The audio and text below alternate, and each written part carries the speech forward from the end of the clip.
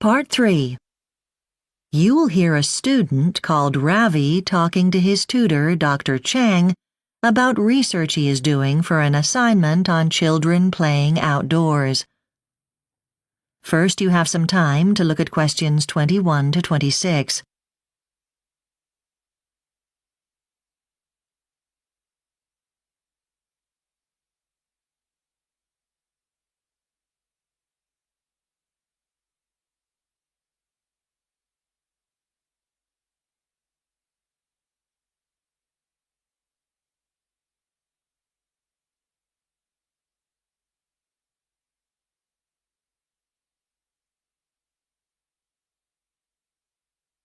Now listen carefully and answer questions 21 to 26. Right, Ravi. Tell me how the research for your assignment about children's outdoor play is going. Yes, well, I've been reading about why children spend less time playing outside now than 20 or 30 years ago. So is it just because of the amount of online time that children have now, which obviously happens indoors? Well, if that was the case, there'd be a correlation between high internet use and low levels of outdoor play. And it's nothing to do with whether there are adequate facilities outside, playgrounds, for example, as any open space will do. There's perhaps no single more important factor than parental worries about the dangers of vehicles on the streets. But it could also be that children today prefer playing indoors to outdoors? Well, a study in Tokyo suggests it's the other way round. But children are spending more time in structured activities and out-of-school clubs than before. And this has a knock-on effect on... What's left for outdoor play? Right.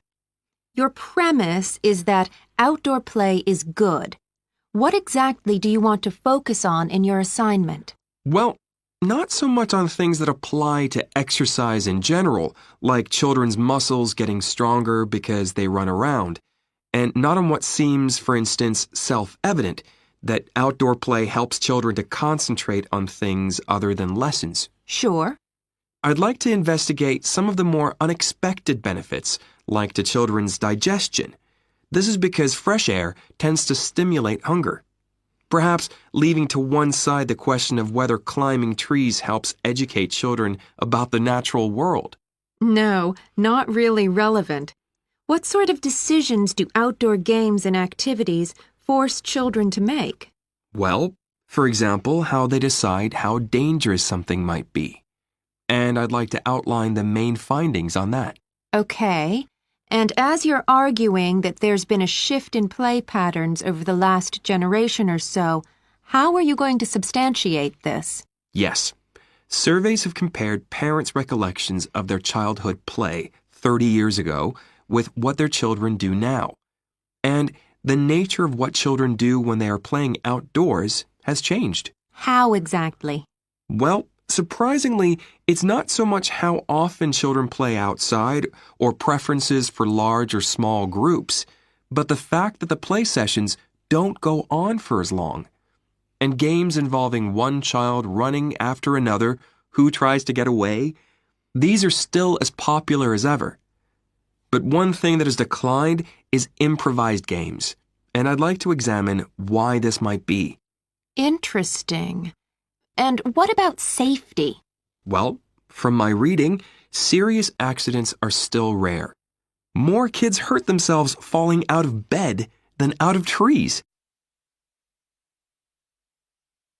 Before you hear the rest of the discussion, you have some time to look at questions 27 to 30.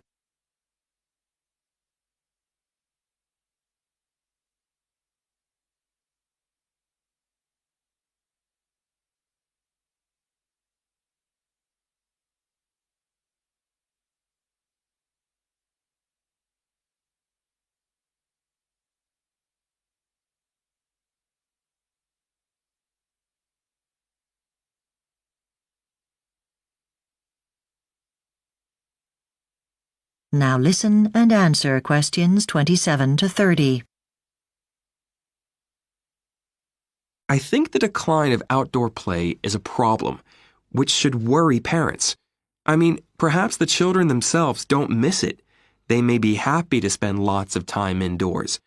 But the links between inactivity and physical problems when they're adults are so well established that I think kids should be encouraged to spend more time outdoors with their brothers and sisters and friends. What about schools? Well, what I think they should do differently regarding outdoor play, and it wouldn't actually require a great deal of expenditure, is base their policy on different outcomes, like developing children's confidence, not just thinking about exam results. Although I don't know how it would go down with the parents. And do children get more contact with nature in rural areas? There's research on this by Smith and Barker. Intuitively, you'd expect children in rural areas to spend more time out in the open, but in fact, they are generally told to keep off agricultural land. Plus, there are difficulties with supervision outside towns and cities. Right. And Smith and Barker's paper was published in 2001. Not the most up-to-date, but still valid to use. But you'll need to stipulate very precisely that their focus was, if I remember correctly, just on rural areas. So you'd need to consider how far their restricted findings might be applicable to urban areas as well. Okay. Right. So now I'd suggest you produce an overview of what you're going to cover. That is the end of Part 3. You now have 30 seconds to check your answers to Part 3.